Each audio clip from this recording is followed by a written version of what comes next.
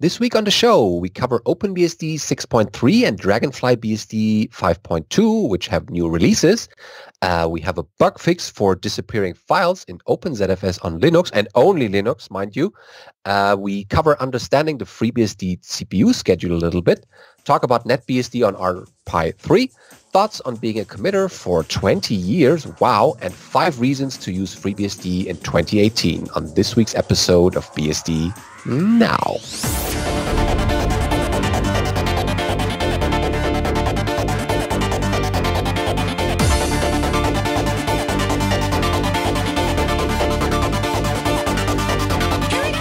BSD Now, episode 243, Understanding the Scheduler, recorded for the 25th of April 2018. Hi, I'm your host, Benedikt Reuschling. And I'm Alan Jude. Glad to have you back this week. Alan is still on conferences, but we couldn't resist to pre-record these episodes, so we go through our regular headlines this week, starting with OpenBSD 6.3 being released on time, of course. Yes, punctual as ever. It actually seems to have leaked out a couple days early. But we have the latest released, 6.3 of OpenBSD. Doesn't have a song yet, so that's disappointing, but everything else looks pretty interesting. Glossing over some of the interesting bits, lots of improved hardware support, including SMP support for ARM64, lots of Broadcom and XPower and Allwinner drivers for all the little different devices. They now have an EFI driver for the runtime service. Then a bunch of improvements to VMM and VMD. That's the hypervisor in OpenBSD. Which we saw at BHiveCon. A couple of new things here. Including CD-ROM and DVD ISO support. And a bunch of those. Lots of wireless improvements, including the IWM and IWN drivers. Will now automatically roam between access points if they have the same ESS ID. Oh yeah, excellent. That's certainly helpful. Yep. Bunch of generic network stack improvements, including the network stack no longer runs with the kernel lock when IPsec is enabled. The processing of incoming packets is now done without that kernel lock, and socket splicing tasks can run without the kernel lock. Excellent. Getting less and less locks on OpenBSD is always good for performance. Yep. They also removed a bunch of IPv6 code since the auto configuration stuff now runs in userland instead of in the kernel. And they have the new SYN cookies feature for PF and support for GRE over IPv6, which is interesting. Oh yeah.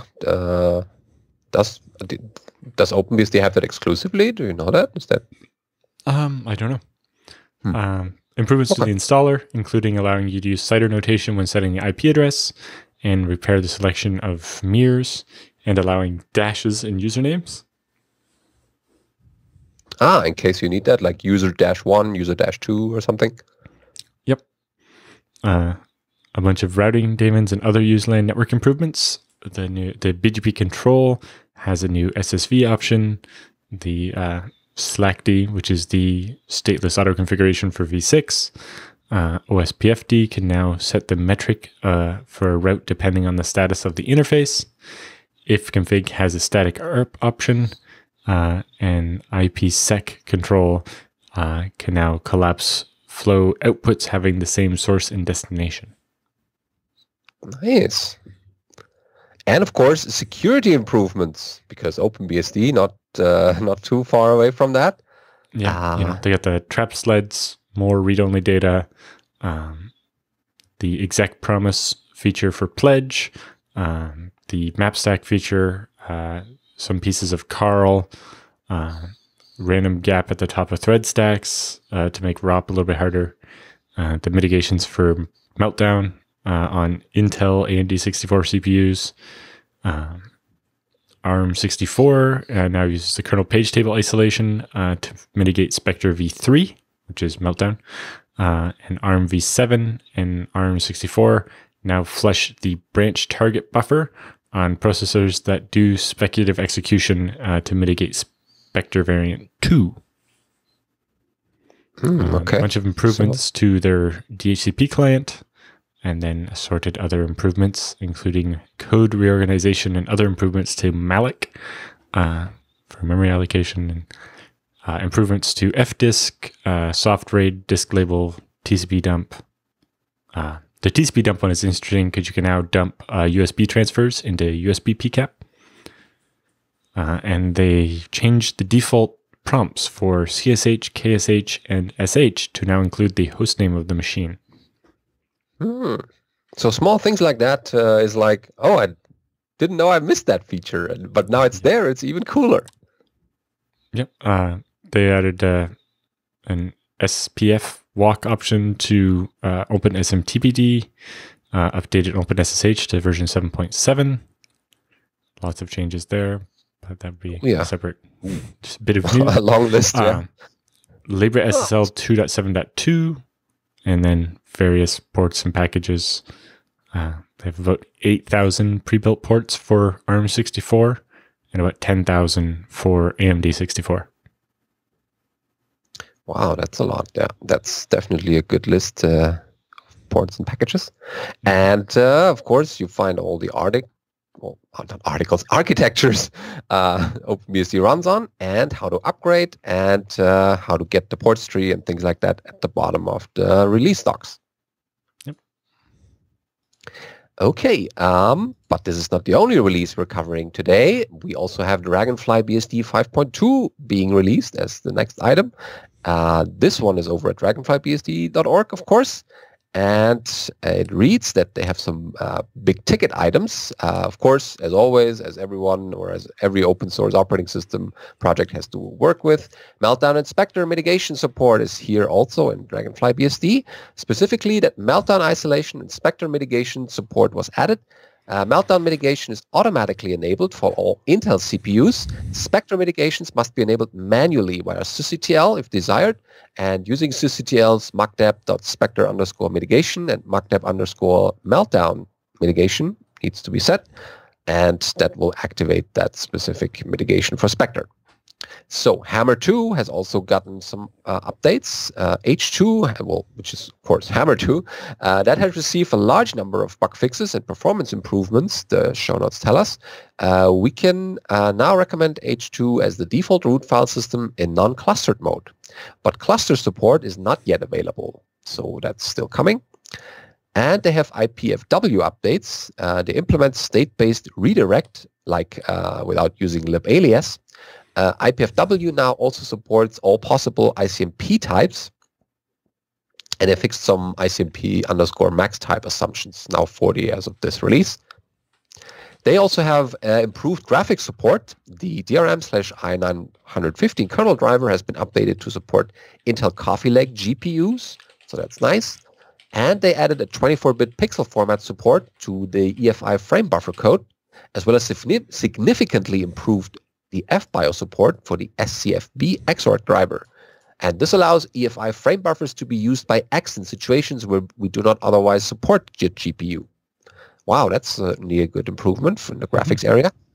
And they partly implemented the FBIO_blank IOCTL for display power saving, also good. And syscons waits for DRM mode setting at appropriate places, avoiding race conditions or races. So if you want to learn all the changes since DragonflyBSD 5.0 up to this version, 5.2, you can read a very long list by just scrolling down. It's a long list of changes because that's covered multiple releases. But for people who want to get the DragonflyBSD 5.2, we have people in the chat room already doing the update. It's been working fine for them. And yeah, if you're in Dragonfly, try it out and report back to us. Actually, we don't get many news from DragonflyBSD these days, so send it to feedback@bsdnow.tv to cover it in the next episode. This week's episode of BSD Now is brought to you by DigitalOcean. Head over to digitalocean.com and get started today. It takes less than 55 seconds to spin up a FreeBSD droplet in the cloud, and you'll get a nice quick VM for $5. It's a gigabyte of RAM, a terabyte of transfer, and 25 gigs of storage. your choice of FreeBSD on UFS or ZFS. Yeah, because once you get started with your own little droplet in the cloud, you're like, that's nice. Actually, I could run more services on that, or I could try more applications. I've always wanted to try them being available on the internet. Of course, making them secure is always important. That's why DigitalOcean also provides you with a easy-to-use firewall for your little droplets. So you can configure what kind of ports are being accessible, or what kind of stuff doesn't pass the firewall and things like that. So that also helps you run your droplets securely. Yeah. So basically, to get started, you go to the website, you decide I need to deploy this pre-built app or this operating system. So you can choose FreeBSD, or you could choose something else. Then you choose the size and type of your droplet. All of them are SSD backed, but you can choose more RAM or more CPUs or more of both. You can have something as small as $5 a month or as big as you could possibly need. And then you just pick where in the world you want to put it, choosing from 8 different locations, including San Francisco, Toronto, New York, London, Amsterdam, Frankfurt, Bangalore, and Singapore. Excellent. Yeah, those are the locations. And you could also use the team feature to add friends to your droplet, so you can all manage those without giving them everything. So you can say that person should be allowed to manage the droplet, but shouldn't be allowed to look into my billing. Yeah, it's a great way to make sure that somebody else has access to your droplets in case you're away or something, especially if it's for a team thing or a group or something. Yeah, you can also make backups, of course, as well as snapshots. So these are 2 different things, and both help you in case there's a disaster or you need to roll back to an earlier state. You can get that as well with DigitalOcean. I remember back in the day where we would have a team-like thing like this, but it would be all the people putting their money together in order to get one server. One big server, yeah. To get one machine that didn't even have a gig of RAM. And a terabyte of internet transfer was just unheard of. And now you can get all that for $5. Yeah. Or you could decide you don't need it for the whole month and do their hourly pricing. And then, it's fractions of a penny. Yeah, it just opens you to so many new possibilities. It's like, I could do that. I can do this with multiple machines. Wow, cool. Especially when you are using our coupon code, FreeBSD Now, which gives you a $10 credit. And that can start your little experimentation phase with $10. That's already something, which in DigitalOcean's pricing, you can get a couple of good machines or a single one with a bit more CPU. Well, that's the nice thing with the hourly pricing is you can decide, I actually need this big one over here with 8 CPUs and 32 gigs of RAM, but I only need it for today. And just today, this once. You pay 23.8 cents an hour for however many hours you need, and then you delete it. Yeah, it's not used anymore. It's like, okay, I did 4 hours. I spent less than $1. The end. Yeah. Who would buy hardware for just this case? It's just nonsense. So yeah, that's what the cloud is for. Yeah. I also remember back in the day, if you wanted a server, it took a couple of days to get it set up, not 45 seconds. Yeah. This is changing a lot of things. So try it out on DigitalOcean and definitely use our coupon code. Next up is an actual critical thing. So we should mention this. This is a Linux thing, but we thought we should mention this on the show because it's involving ZFS. The issue is ZFS on Linux has a bug which causes files to disappear. And we have a GitHub issue here, which Alan will go through more details. I'll say the bug's already fixed. And okay. First disclaimer, we're recording this on April 11th. By the time this comes out, I'm sure they'll have a better analysis of what actually went wrong. But for the time being, I can only tell you what knowledge I have when I wrote this last night, not what's going to happen 2 weeks from now. Yeah. But yes, so we'll start at the beginning. there is a bug in ZFS on Linux version 0.7.7. That's only been out for a couple of days at this point. They've already released 0.7.8 with the fix. So that's just update early, and you'll be safe anyway. But I thought it might be interesting to explain some of the details of what happened here and cover that. Yeah, and so don't panic. The bug only impacts Linux. The change that caused the problems was not upstreamed yet, so it does not impact ZFS on Elomos, not FreeBSD, not OS X, not ZFS on Windows, which is still in beta, but still. So Linux only. Yeah, Linux only, and in general only on old versions of Linux, and we'll get into why that is in a minute here. Okay. So the bug can cause files being copied into a directory to not be properly linked to the directory, so that when you then later do ls on the directory or something, they're not there. Yeah, that's what causes people to panic. I put the files in there, definitely. And it's like more confusing because the files are on the disk and are not going to be overwritten, but you can't see them or even delete them. They're going to work on a tool for that after. Anyway, so the ZFS on Linux developers are working on a tool to allow you to recover any files that were lost in this way. I don't expect that this will affect very many people because it was only for a couple of days, only on old versions of Linux, and only if you were doing a specific type of workload. But they're going to make a tool anyway. Basically, the files exist, the data is safe, it's just not properly linked into the directory due to the bug. Okay. So the bug was introduced in a commit made in February into the head branch of ZFS on Linux that was released a couple of days ago. And what it was doing was attempting to improve performance of data sets where you created them with the case insensitivity option. So one of the features of ZFS is that you can create a data set where file names are not case sensitive. So, Benedict and Benedict spelled with a capital B are the same file. As well as Alan and Alan with a capital A. Yes, but not Alan with an E. No, yeah, that's different. But this is partly, for better compatibility with Windows and Mac and so on and other case-insensitive file systems, But because inherently ZFS was originally case-sensitive, it could mean that creating a bunch of files with that have basically the same name, but the case is different or whatever, can cause collisions in the hash that's used to link the files into the directory. And so to try and improve performance, they introduced a limit to cap how many times we would try to grow the directory zap. And I'll explain what a zap is in a second. So if trying to grow the zap failed twice, it would give up and return no space, just like the file system's out of space. Although the file system wasn't actually out of space, but it means it couldn't manage to grow the zap.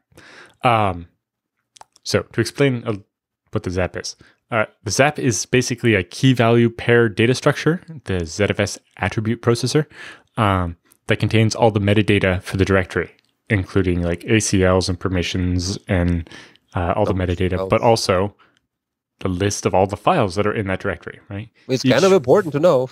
Yeah. In ZFS, each file in a data set has an object ID, which is also reused as the inode number. And then so there's this table that says, these are all the object IDs that are in this directory. So there are actually 3 different versions of the zap. There's a micro zap, the regular zap, and then a fat zap. Ooh, cool names, by the way. If the directory only has a couple of files in it, then it'll have a micro zap. A regular one will have a regular zap, and one with a very large number of files will have a fat zap. Okay, makes sense.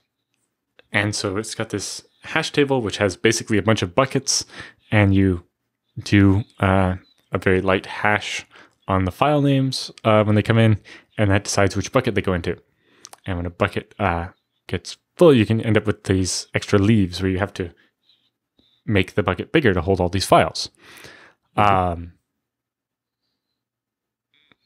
So in the commit, they so quoting from the analysis of the bug, the commit CC63068 caused enospace error when copying a large amount of files between two directories. The reason is that the patch limits zap leaf expansion to 2 retries and then returns enospace if it fails. However, finding the root cause of this issue was somewhat hampered by the fact that many people were not able to reproduce the issue on their machine. It turns out this was caused by an entirely unrelated change to GNU core utils and the copy utility. Hey. On later versions of GNU core utils, the files are returned in a sorted order instead of in... So originally, in the older versions, they're copied in the order they're returned from reading the directory. But on the newer versions, they're returned sorted with a fast sort. So the problem with this is when you're copying from one directory to another directory, if you're on an old version, like the first person to report this bug was on Scientific Linux, which is running a 2.6.32 kernel, which is very old in Linux kernel ages, and has this old version of GNU core utils. So when they copied all the files from this directory to this directory, it was copying them in the order they were in the hash table instead of in alphabetical order. So when you're copying in the hash table, you're going to, all the work will be on the first bucket, and then the second bucket, and the third bucket, and you could end up needing to expand the leaf multiple times. Whereas if you happen to be running a newer distro of Linux that had the newer copy command, it would copy the files in sorted order, and so they would go, back and forth between all these buckets randomly, and you wouldn't have to grow the same leaf multiple times in a row, and you wouldn't hit the limit, and it caused the bug. That makes sense as an analysis. Yeah. So the intent of limiting retries is to prevent pointlessly growing the table to its maximum size when adding a block full of entries with the same name in different cases in mixed mode.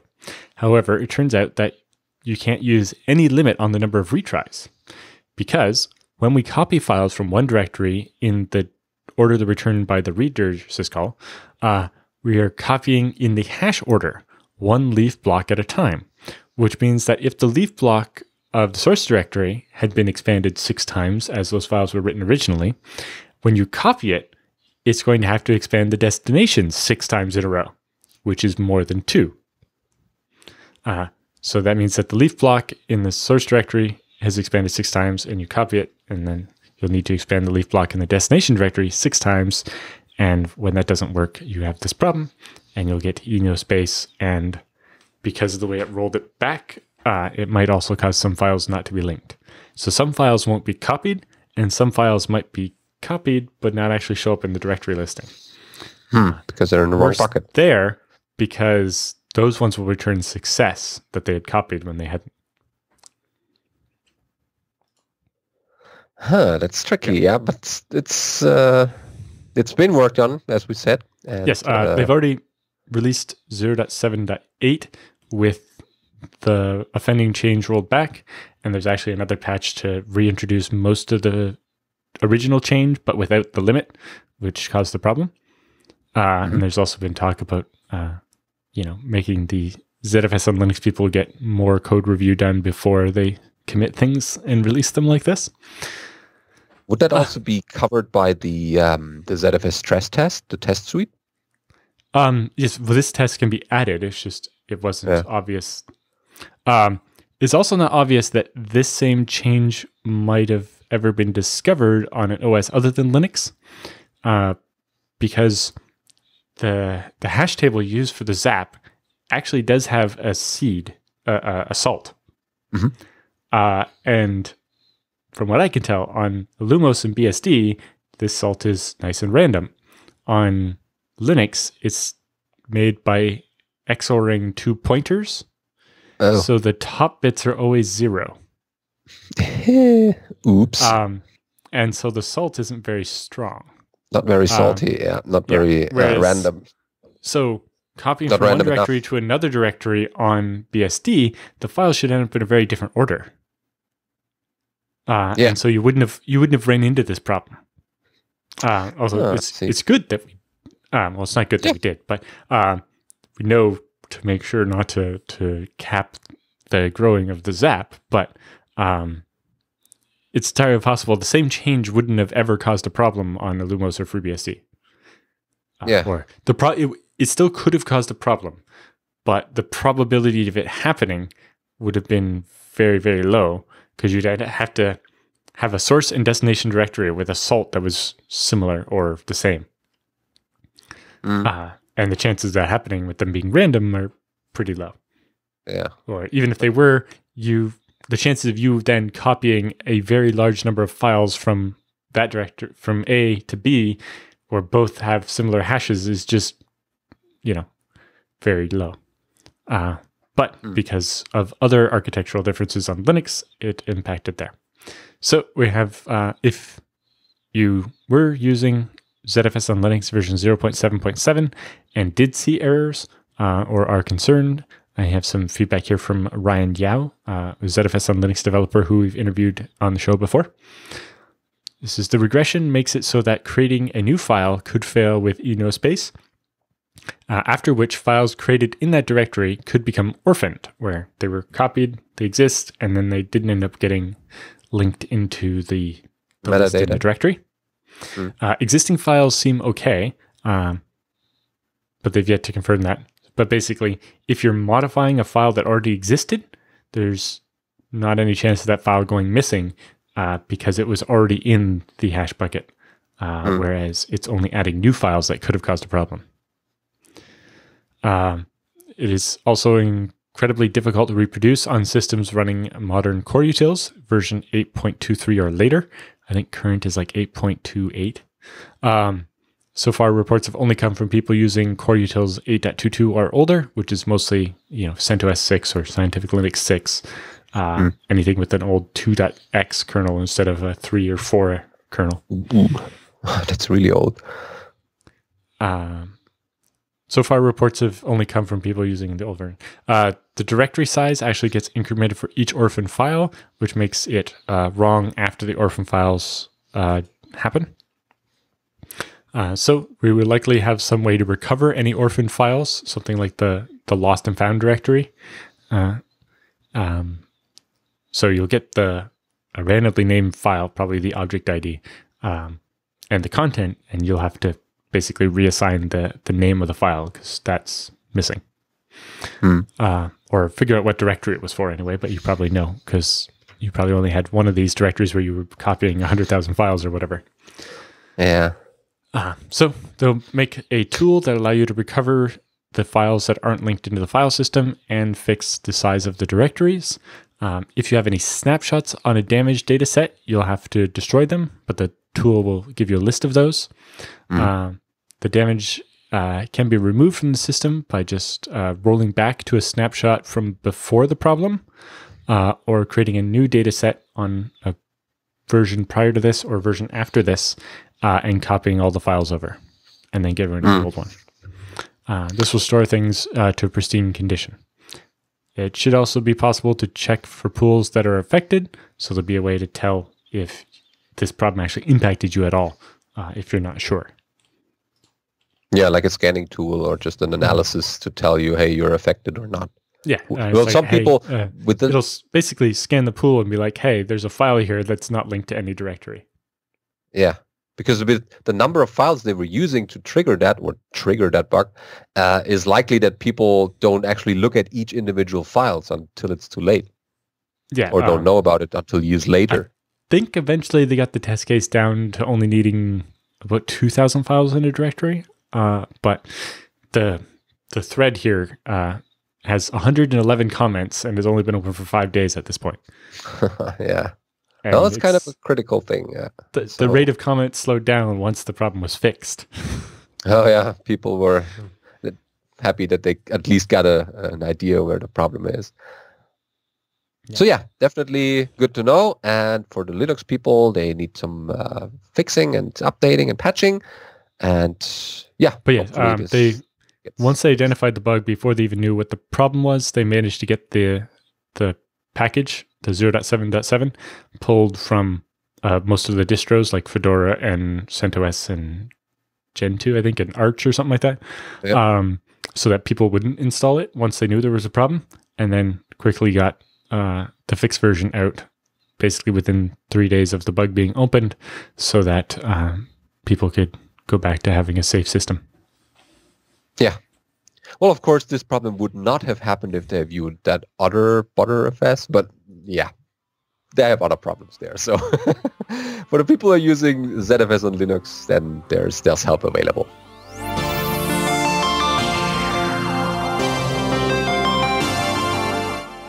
So, time for the news roundup this week. We have Des' thoughts on being a FreeBSD committer for 20 years. Wow, that's a lot of years, a lot of time spent for an open source project, and we're quite grateful for those contributions. But let's start at the beginning. Here's a blog post. Des on his blog, des.no, writes, yesterday was the 20th anniversary of my FreeBSD commit bit, and tomorrow will be the 20th anniversary of my first commit. I figured I'd split the difference and write a blog post about it today. My level of engagement with the FreeBSD project has varied greatly over the 20 years that I've been a committer. There's been times where I've worked on it full time and times where I didn't touch it for months at a time. The last few years, with health issues and life events, have consumed my time and sapped my energy, but my contributions have come in bursts. Commit statistics don't tell the whole story, though. Even when I'm not working on FreeBSD directly, I've been working on side projects, which, like OpenPAM, may one day find their way into FreeBSD. My contributions have also not been limited to code. I was the project's first bugmeister, the person responsible for the bug tracker, and then later served on the security team for a long time and have been both the security officer and the deputy security officer. And he's also ran the last 4 core team election and is the return officer for us this year as well. In return, the project has taught me much about programming and software engineering. It's taught me about code hygiene and the importance of clarity over cleverness. It taught me the ins and outs of revision control and taught me the importance of good documentation and how to write it. And it taught me good release engineering practices. It's actually been very interesting to see going through various man pages in FreeBSD, how many of them were written by Des. And so very much appreciate his contributions there. Yeah, if only it were for the man pages, but he did much more stuff all over the place. But a lot of things written by other people, and you just see, and this man page was written by Doug Erling for us. Anyway, continuing, he says, last but not least, it has provided me with the opportunity to work with some of the best people in the field. I have the privilege today of counting several of them among my friends. For better or worse, the FreeBSD project has shaped my career and my life. It set me on the path to information security in general and IAA in particular, and opened many doors for me. It would not be where I am today without it. I won't pretend to be able to tell the future, but I don't know how long I'll remain active in the FreeBSD project and the community. It could be another 20 years, or it could just be 5 or 10. All I know is that FreeBSD and I still have a lot to teach each other, and I don't intend to call it quits anytime soon. Sorry. Yeah. It's hard to believe it's been 20 years for some people already. 20 years is a lot. I mean, imagining me 20 years with the project, ooh, wow, that's certainly a track record to have. I'm getting close to having used FreeBSD for 20 years. I guess the difference is, a lot of people became developers pretty soon after becoming a user, where, I took a long time. I think it was... Sure, yeah. About 10 years of being a user before I went to my first conference, which I would say is my deepest regret about almost anything in my life, really. all those missed not having come to BSD Cam when I first heard about it in like 2006. Well, yeah. It's still good. I mean, you go to the future ones. That's certainly going to happen each year. So, and who knows what you're going to contribute. I guess Des didn't know what he was going to work on 5, 10, 15 years. Yes, I'm sure when Des started, he didn't think he would ever end up being the security officer. or many of the other things he's done. Yeah, I mean, what I find is that many people start in one area and then do something in a different area, and then, sometimes they stay with those two areas or however they are. But some people are also, I add this area to my repertoire, or I'm now focusing more on, let's say, networking coming from storage, or the other way around. So that's certainly nice to broaden your horizon within the project this way. Yeah, and as you said, if you go back to our original interview with Des a couple of years ago, you remember he got started with FreeBSD because he liked making demos. The old games, like assembly, make the smallest executable you can that does all these fancy graphics and so on, and wanted a better OS than DOS to build them on top of. And a friend gave him a FreeBSD CD, and that's how he got started. So going from basically art and compiler magic into security and authentication and authorization is a big shift. Certainly, yeah. But you can see that you can apply many of these techniques, like being memory conservant, I guess. You can apply that not only for demo scene work, but also for security and operating systems. Yes, or, if you're going to build PAM, yeah. Yeah. So I mean, PAM alone is... Books have been written about PAM, so... Many thanks to Des for all of his work and for being part of the community. Yeah, definitely. So speaking of being part of the community, this week's episode of BSD Now is brought to you by IX Systems. Head over to ixsystems.com/BSD Now and sign up for their guide to buying a new server for open source.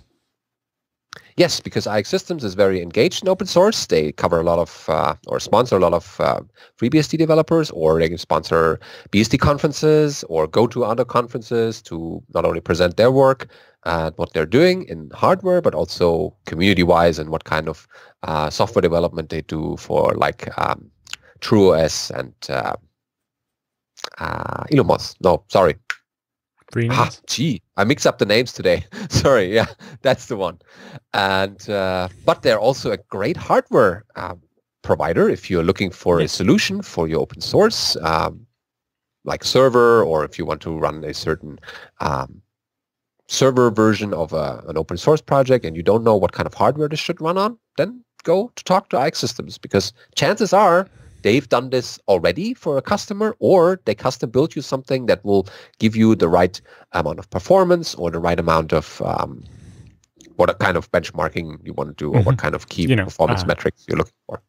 IX has a reputation for being very, very good at storage, but the same attributes apply when buying any kind of server, whether it's you'd need all compute power or memory or whatever.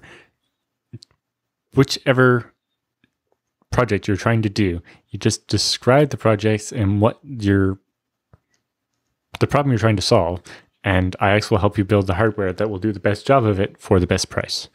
You'll get an accurate quote for just the parts that you need. You get the right hardware for your project.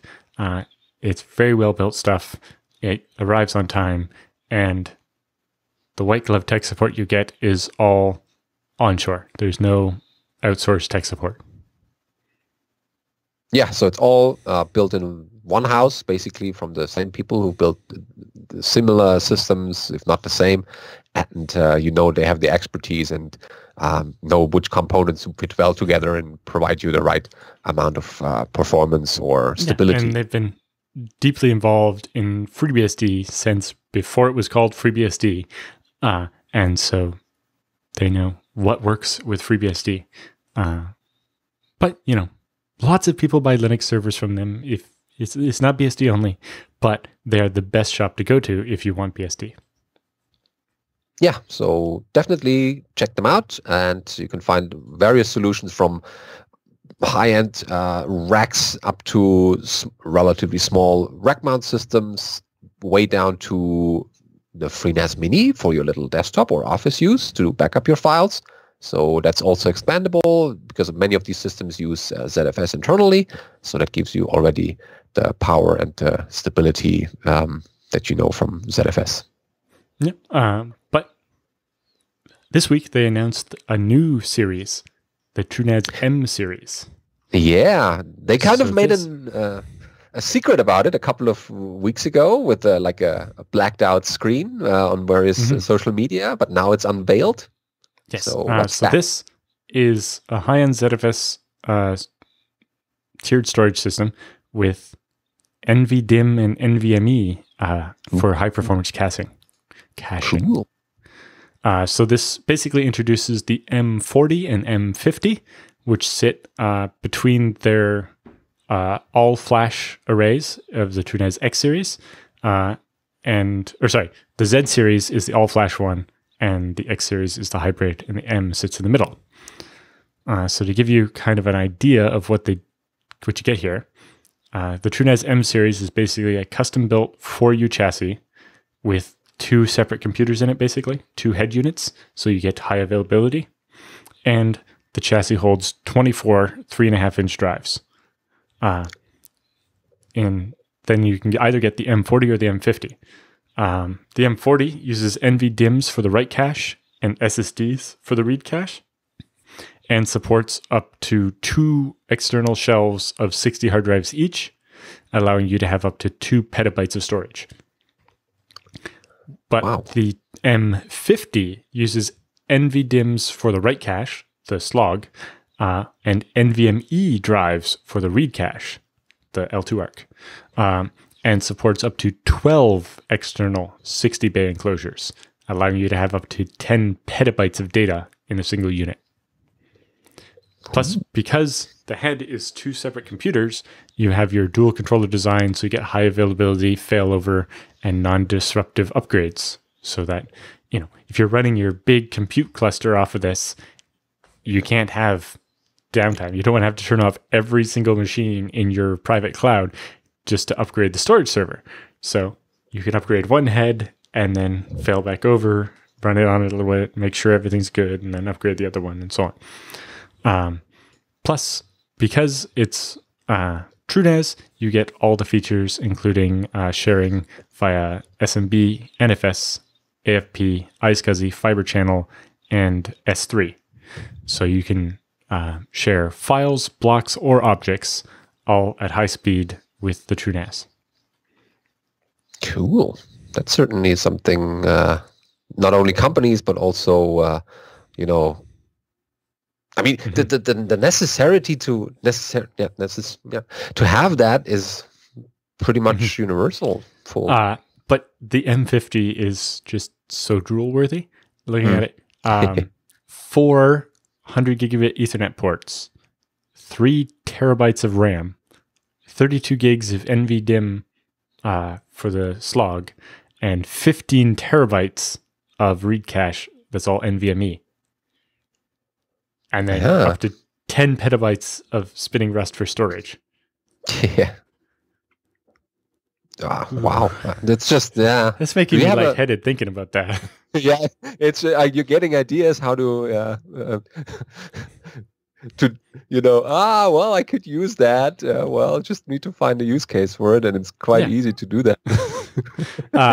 And certified Citrix ready for Zen, VMware ready, or in Veeam certified for backups as well.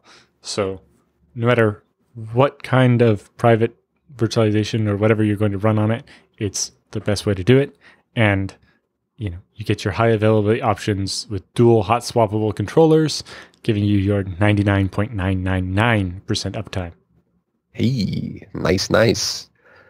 That's certainly going to get people's attention. Yep. So that was that. So our next story is some adventures with the FreeBSD scheduler. Yeah, that's something that sometimes comes up in university classes where it's like, well, this operating system class is nice, but we want to know more about how the scheduler works. And this one is from the FreeBSD mailing lists, and it's basically, it's called Creepy Sadistic Scheduler. And it explains how schedulers work, or at least the FreeBSD scheduler. So that gives people an idea why it's doing the things it does. And it goes to begin with. Occasionally, who posted that? Peter. There's no second name. Okay. So occasionally, I noticed that the system would not quickly process the tasks I need done, but instead prefer other long-running tasks. I figured it must be related to the scheduler and decided it hates me. Okay, so that's already a statement. A closer look shows that basically what they did here is they ran a Postgres vacuum to create a hybrid workload where it's like do some disk I/O and then have to do some compute on it, and then do some disk I/O and then do some compute on it. And so they're running the vacuum and they're reading 13 megabytes a second off the disk, which isn't very much, but I get the feeling this machine's not very fast. We'll get to that in a minute. And then in another shell, they started just a while loop of just running true, using up a lot of CPU. And they found while that's happening, that the Postgres vacuum would then slow down to ridiculously slow. So instead of, they were getting about 1600 IOPS a second, and now they're getting 9. And when they ran top, they can see that bash is using almost all the CPU. And it turns out that in the scheduler, the quantum was set to 94,000 ticks. So the process that, any process that was trying to use the CPU would be limited to 94,000 ticks or 94 milliseconds of time on the CPU before having to give up and let somebody else have a turn.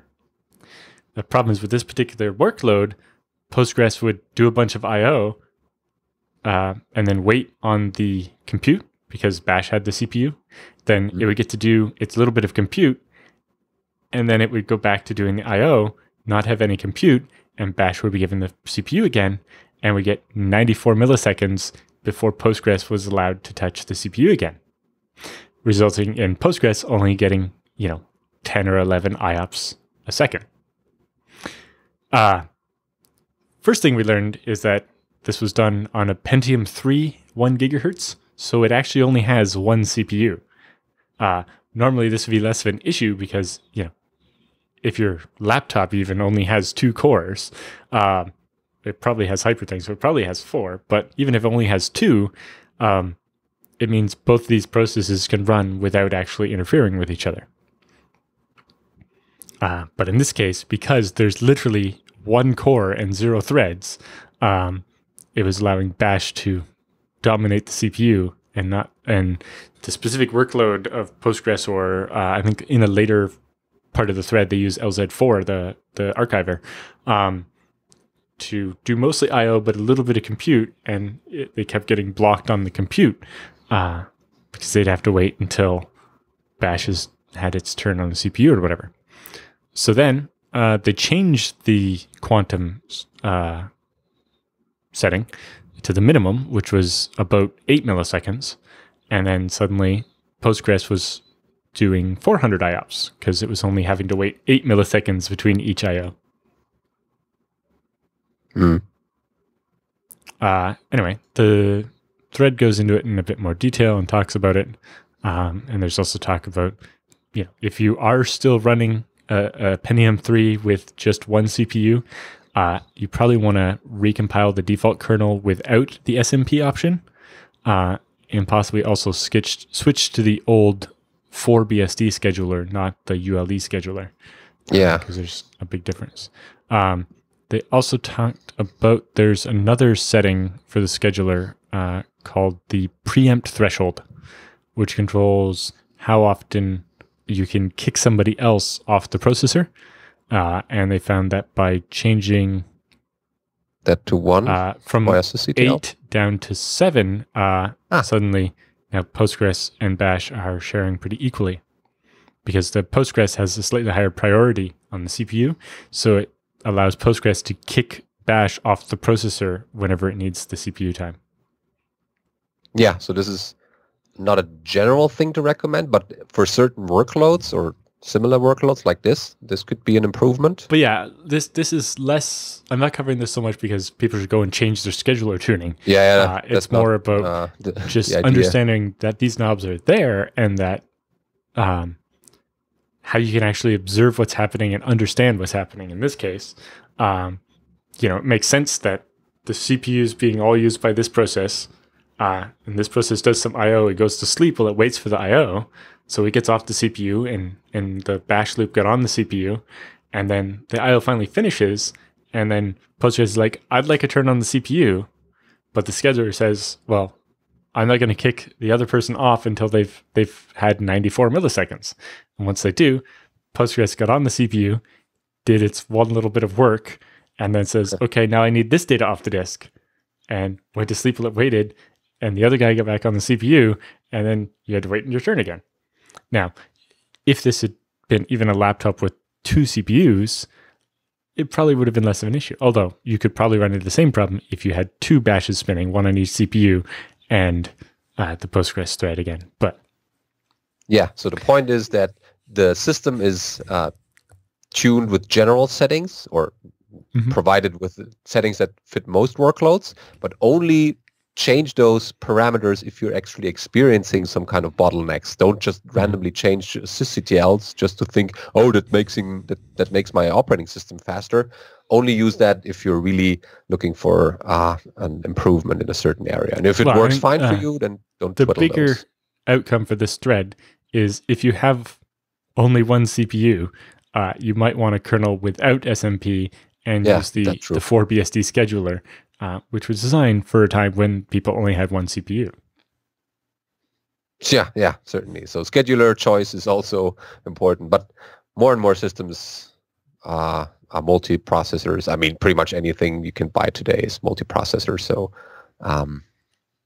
yeah, good to know about the scheduler and how it works internally and what kind of switches and knobs it has to change them, but don't necessarily change them just because.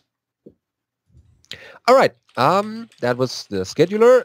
Next up, we have a story from NetBSD about ARH64 support being added, and that's, of course, good news for the BSD system that's been ported to most architectures out there, from the smallest toaster to the biggest mainframe. And this one adds ARH64 support, and that includes the Raspberry Pi 3. So we have a boot log from there. We're not, of course, reading the boot log here because it's just kernel talking back to the user and initializing devices and stuff. But for people who are considering to buy a Raspberry Pi 3, if they can get one, and run the NetBSD on it, they can see what the devices look like and what kind of things are being detected already. And you can see, booting way up to the login screen, and you can see your familiar NetBSD login announcement. And that's certainly good to know that you can get it to that state. So they write, now multi-user mode works stably on FTT-based boards like Raspberry Pi 3, Sun Xi, or the Tegra, but there are still some problems. More time is required for release. Also, SMP is not yet working, so the Raspberry Pi has not just one CPU, but more than one. So if you want SMP, that needs to be a little bit more work to get there. So at this point, you can only use once, or just one CPU, I guess. And especially the problems around TLS of RTLD and C++ stack unwindings are too difficult for me. That's from Rio here. He gives up and needs someone's help. So if you're in NetBSD area and want to help, that's certainly appreciated. And you can follow up on the NetBSD mailing list to that thread. And it seems like NetBSD is just adding one more architecture, but opens up a lot more devices with that, because a lot of different boards use that same architecture. Yep. Well, yeah, this supposed to be part of the promise of ARM64 is a little bit less uniqueness between all the different devices. Yeah. So that, an operating system can just say, we support ARM64, and now that's not going to support necessarily the NIC on every SoC, but hopefully it means that a few more of the SoCs will just boot the OS out of the box, rather than each one requiring a unique bring-up process. Yeah, and then people can, once they get into a login screen, and then they can at least boot the operating system, then they can start working on drivers and applications and things like that. Well, getting into the OS is a bit more complicated because then you're talking about a driver for storage, but yes. Yeah, true. being able to get to multi-user mode or something is a start. Booting is already an accomplishment, yeah. All right.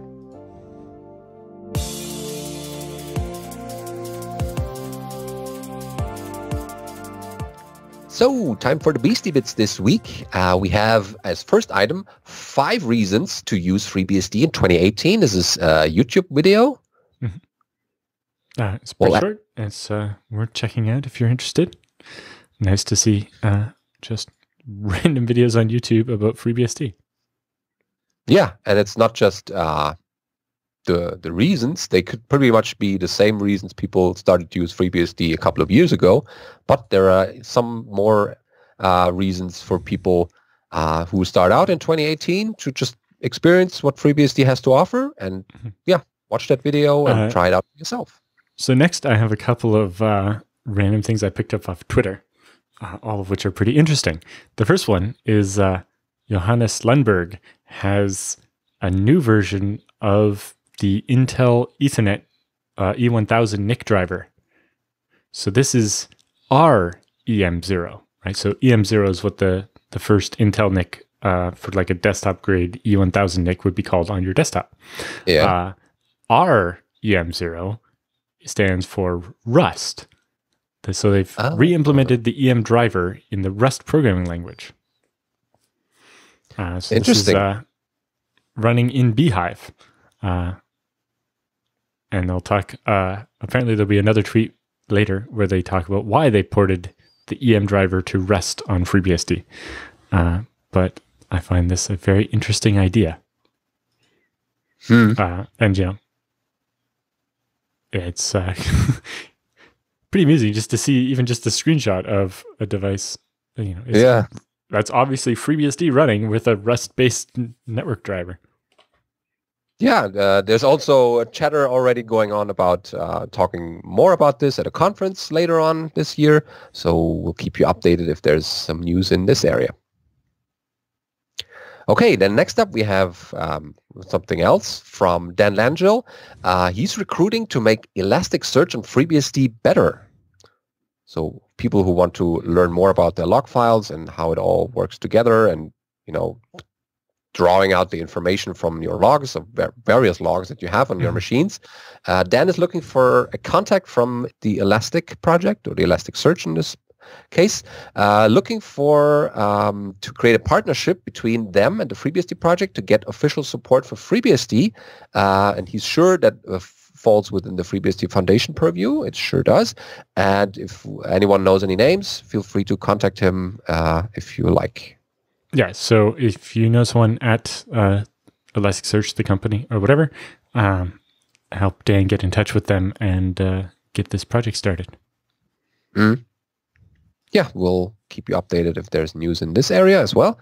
And then we have another tweet here from FreeBSD user Jason Tubner, a screenshot of Windows Server 2019 preview running under Beehive on FreeBSD. Ooh, so the latest Windows Server running on an Atom C2758, no less. Which I suspect might actually be a FreeNAS Mini.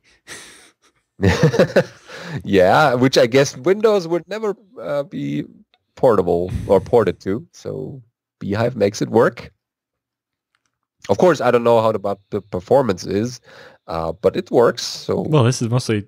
It's amusing to see that Beehive will that Windows 2019 will boot in Beehive. It's nice to see that that's already working. Yeah, so Beehive is way up to the latest operating system versions from the Windows camp. So that's good to know in case you need to virtualize this one application that's not available on the Unix systems. So yeah, definitely give it a try and see how well it works. Next up, we also have a news item about SSH Mastery 2nd edition in hardcover. Of course, from our beloved author, Michael W. Lucas of the I don't know if I would say beloved. Well, as an author, it's... I'm just teasing Lucas. Okay.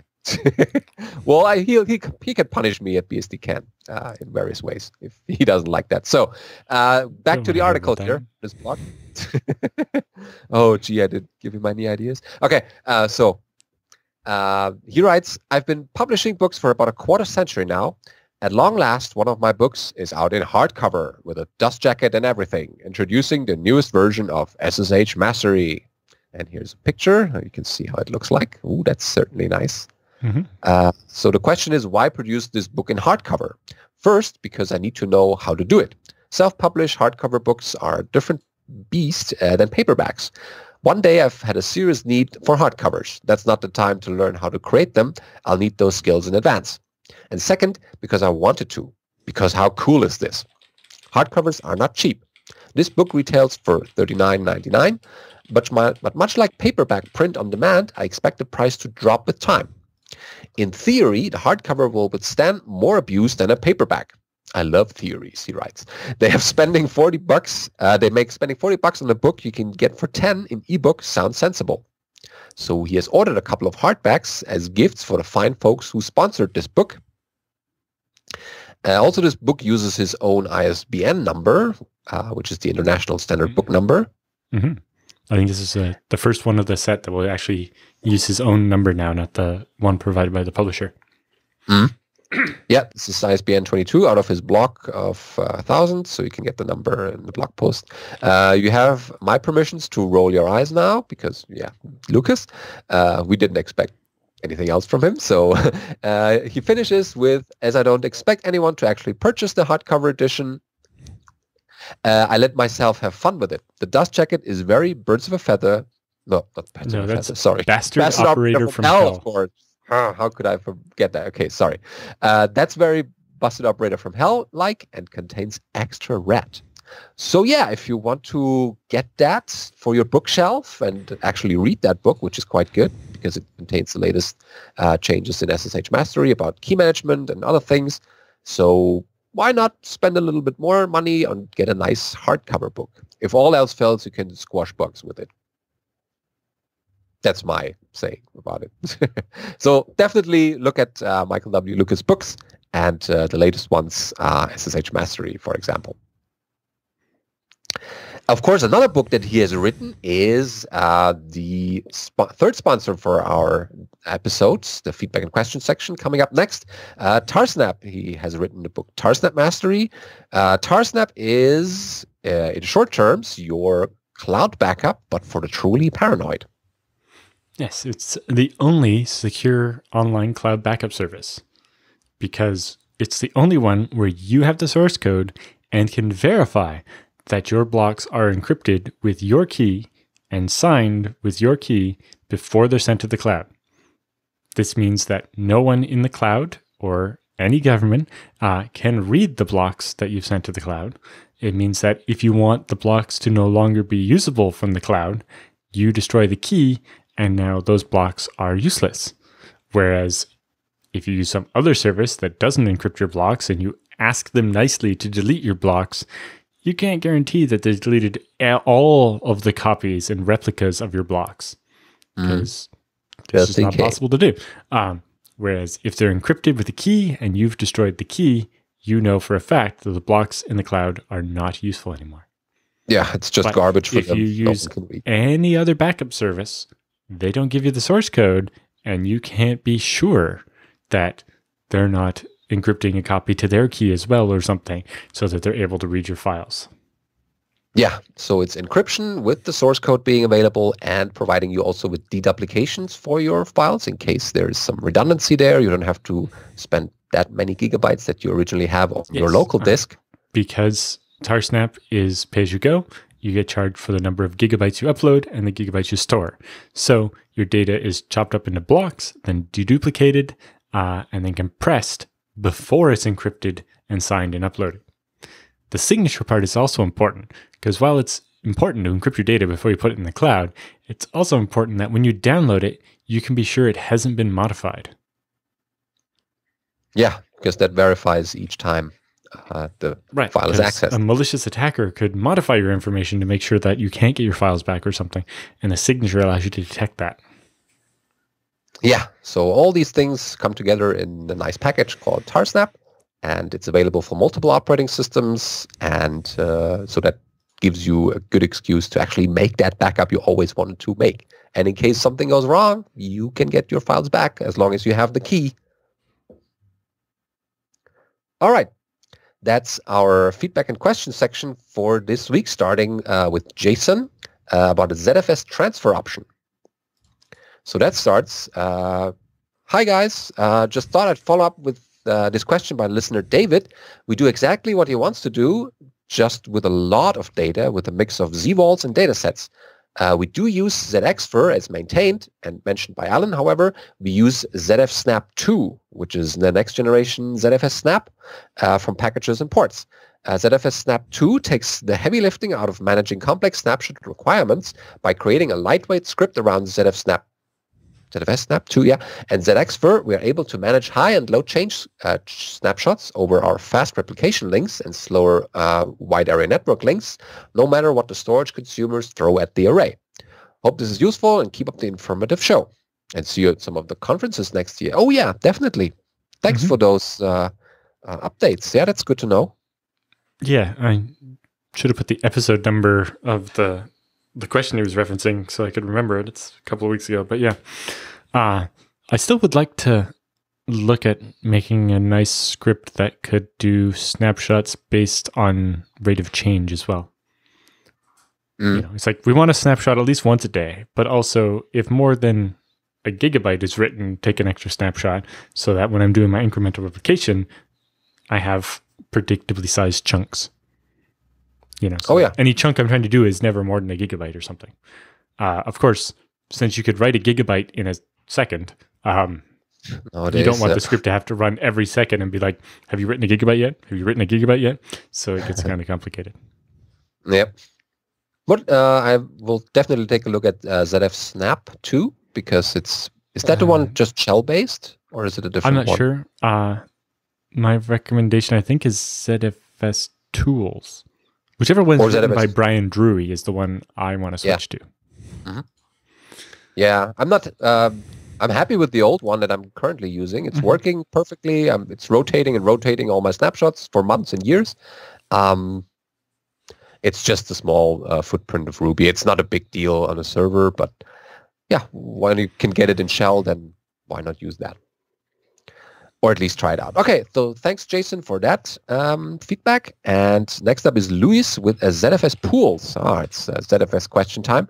So that one starts with, love your show. Thank you. I wonder if you could go back to do some simple tutorials like you used to. I would much appreciate tutorials on ZFS, pfSense, hardware, and hard drive burn-in tips. Now my questions. First one, I don't burn in my hard drives. That's, I guess... It's because I buy them from IX and they've done it already, I guess. But anyway, go ahead and ask the questions. Yeah. So he writes, I have a FreeNAS with 16 Western Digital Red, 3 terabyte and 6 terabytes for storage. I run OwnCloud, Nextcloud, Plex, NFS, and SMB services. I have 8 more empty bays for 2.5-inch drives and a bunch of 64 and 128 gigabyte SSDs, new and used. As I'm building a Proxmox server for testing and learning, should I create a new pool in FreeNAS just for the SSDs, or should I merge everything into one pool? If I join everything into one single pool, he writes, how can I make sure the files on my dataset for the VMs is only on SSDs and not the Western Digital Red? You can't do that. So you're probably going to want to have the 2 separate pools, a separate pool for the SSDs. Yeah, because ZFS levels all the data over the drives, or stripes them, to be more correct. With newer ZFS, it does it based on it gives a little bit of work to each drive, and then whoever finishes first gets the next bit. So it would still get probably the most of the performance, but with the random seeks and so on, that you might want to. Yeah, there's currently not really a policy way to do. This data set only uses the SSDs and so on. It's not really what ZFS was meant for. So yeah, you probably want to have the separate pools for the SSDs. Mm-hmm. Yeah, okay. And the second question goes, in my company, also has FreeNAS similar to mine, since I built both of this. One is only running SMB service. One of the Western Digital Red started sending too much errors. So he bought another Western Digital Red the same size, burned it in, took 80 hours and more, oh wow, and replaced. Now it is resilvering and it says it should take up to 6 hours. The question is, what should I do with the old drive? Can I reuse it for a desktop? I think it should work okay, not too good enough for a ZFS system, I guess. What is your opinion on this? As soon as a disk has become suspect, I don't want to ever see it again. You know, you hear lots of people trying to get a little bit of extra life out of an old hard drive or something. Like, I don't want my data to go away. So once a hard drive has started throwing errors, I'm not going to use it for anything ever again. Yeah. So I can't reach it right now, but my ZFS book that's signed by Alan. So he signed in there, Benedict, your files, not your files, your disks are plotting against you. And that's what they do. And if they throw errors, then you throw it out the window, basically. Yes, like in medieval times, once it's become obvious that this person or disk is plotting against you, you really want to, you know, behead it and put its head on a pike so the other hard drives can see that if you misbehave, this is what happens. Oh, wow, yeah. Yeah, you make the rest of the disks watch while you destroy the disk that threw errors, and then they learn. Yeah. See what happens when you don't fly straight? Yeah. So yeah, don't reuse it because even on a desktop you have valuable data that could be corrupted because the drive could be malfunctioning in various non-interesting ways, and the manufacturing. If it's already started throwing errors, then yeah, hopefully you have a warranty and you get a free replacement. But yeah, okay. So that should be answered. And the third question is there anything like Proxmox for BSD with that awesome web GUI? I've not used anything like that. I've wished for something like that. There is CloneOS, CLONOS, so CloneOS without the E, and it purports to be a web GUI for Beehive and Zen using the Valley Switch jails, integrating CBSD and Puppet, and they have some videos and some screenshots that make it look pretty good. Let me just pull it up so I'm actually showing you the screenshots, I guess. Yeah. Well, I guess many of the people who are using a lot of jails and virtualization on the BSDs are quite happy with the command line tools available that lists all these machines and the jails that you have running. I mean, it's not... Yeah, but a nice web GUI is good. You know, I've wanted the Proxmox of BSD to exist for a while. It's just, there's still a lot to be done in that regards. Yeah, it needs some web development skills as well as the integration skills to make it all work back with the actual tools that do the management. But certainly, if anyone knows about this or that we don't know yet about a management tool, then let us know at feedback@bsdnow.tv, and we'll cover it in the next show, maybe in an article or in the feedback and questions section. So that's connecting those shows together. So we put that in the show notes, and I just did that.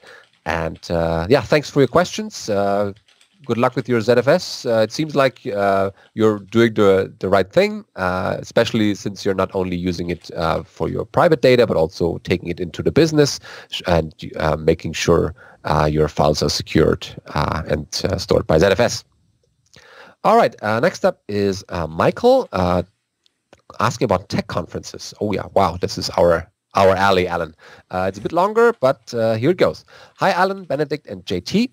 As always, thanks for all your efforts to make a great show every week, and also to the Jupiter Broadcasting people behind the scenes. Yeah, definitely. We can't thank those people enough. That's not the people you see typically on the screen. Yep.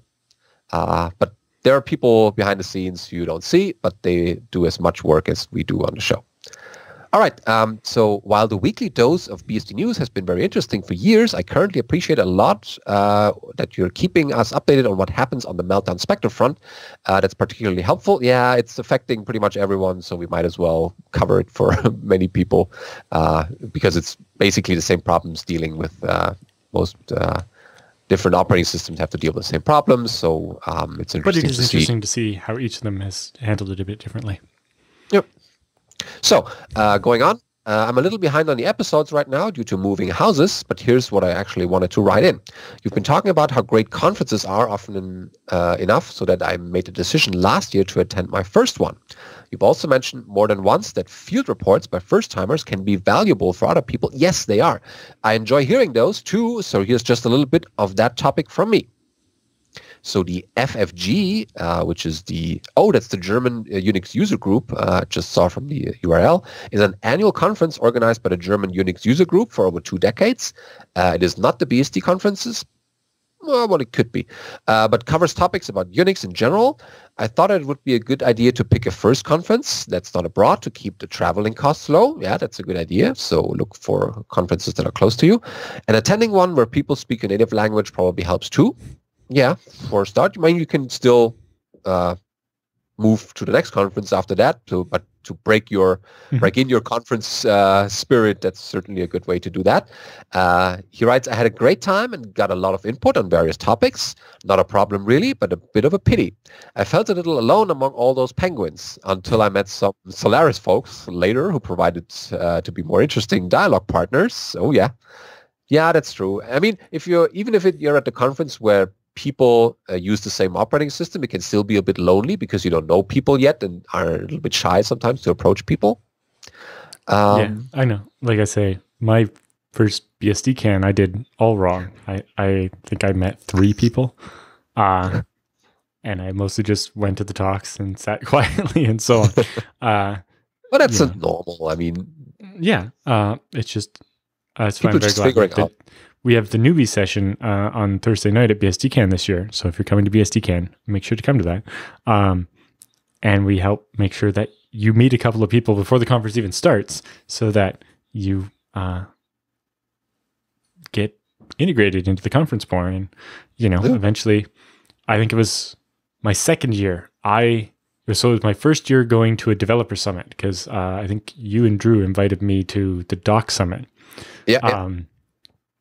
And so I was there for what would eventually become the Goat Boff years later, but before that was just the pre-conference beers at the Royal Oak. So I'm following some directions and walking up to this restaurant I've never been to before. And then as I'm moving towards the door, the bunch of people on the patio are talking about write endurance and wear leveling on SSDs. And I'm like, oh, these are my people. So yeah. pull up an extra chair and join the conversation. and that's how it started. Yeah, exactly. But it certainly didn't end there. So that's it continues even, except for way too little non-Linux talks. I liked my first conference a lot and would also recommend attending one. That's why for this year, I decided to wave the flag of BSD and submit a talk. Oh, wow, even better. FreeBSD pitfalls for Penguin folks. And it was accepted. If anybody is interested in attending too, the FFG is on March 1st. That's already happened. And second in Leipzig and February 28th for the workshop day. Okay, so we're a bit behind on that, but maybe there are recordings. So he writes, I'd certainly love to meet some more BSD people there. I'm not sure whether that happened because the announcement now is a bit too late, but good to know. Oh, that's something from me here. By the way, he writes, where were you last year, Benedict? You're traveling around the world for conferences, and I really expected to see you around for a Unix conference that took place at the Technical University Darmstadt. Yeah, sorry. So Darmstadt has 2 universities. The technical universities, where I'm not, and the University of Applied Sciences, where I am. But speaking of that, right, but it's still local, right? Yeah, it's just other part of town. It's not even 10 minutes away. Mm-hmm. So what is your excuse?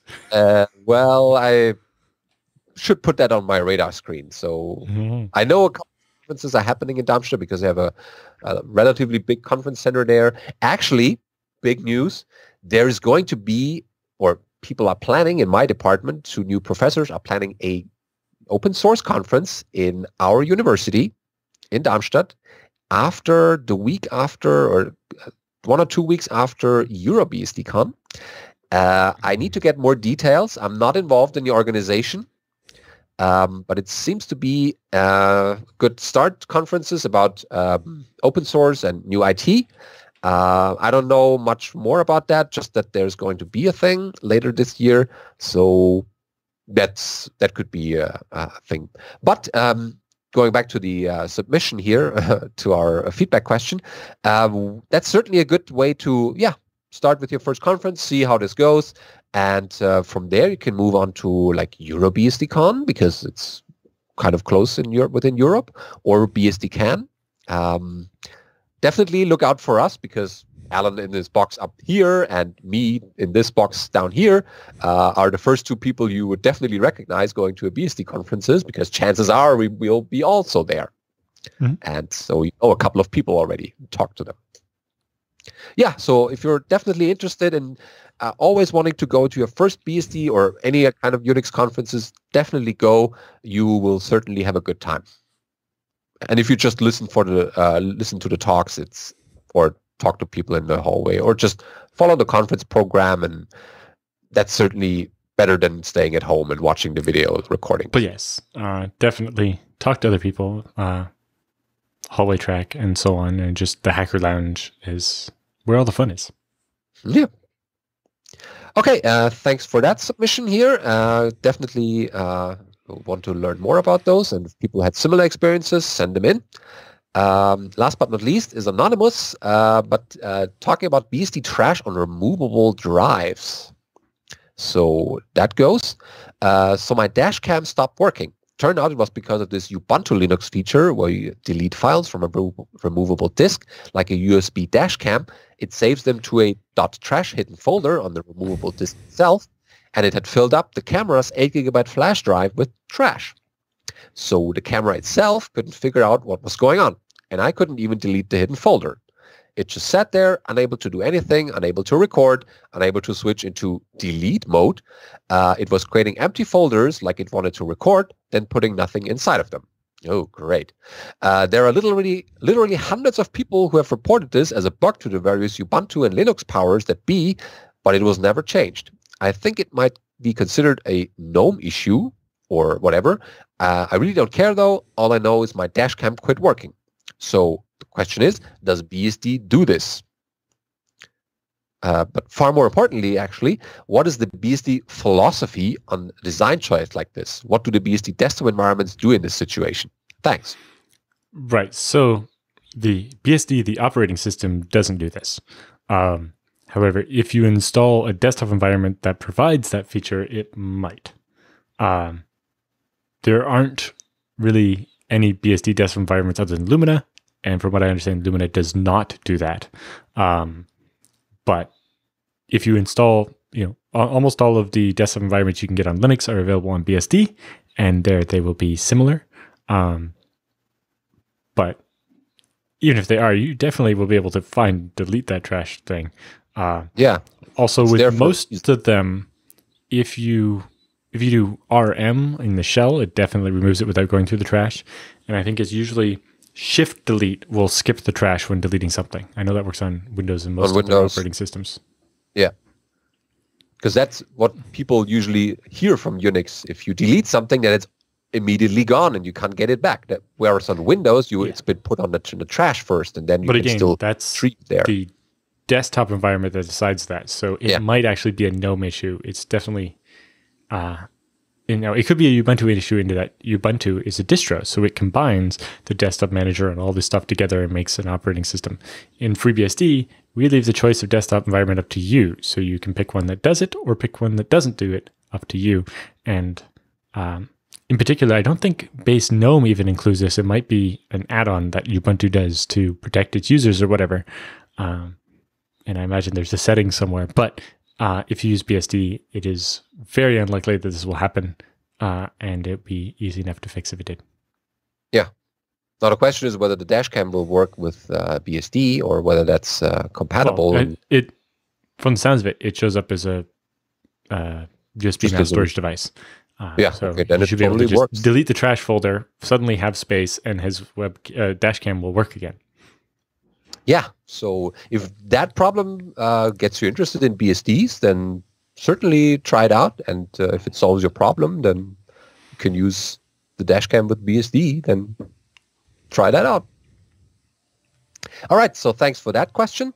And again, send us any questions, feedback, show ideas, or stories that you found about BSDs, any BSD out there.